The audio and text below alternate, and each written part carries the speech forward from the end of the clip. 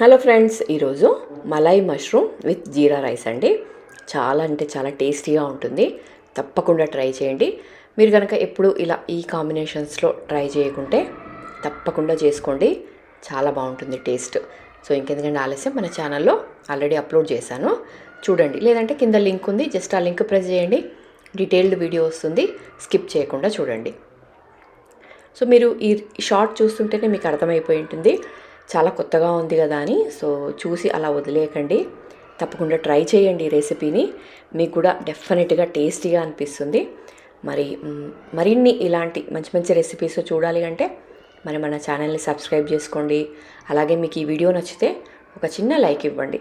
ఒక చిన్న లైక్ ఇస్తే ఈ వీడియో మరింత మందికి షేర్ అవుతుంది కాబట్టి తప్పకుండా లైక్ ఇవ్వండి.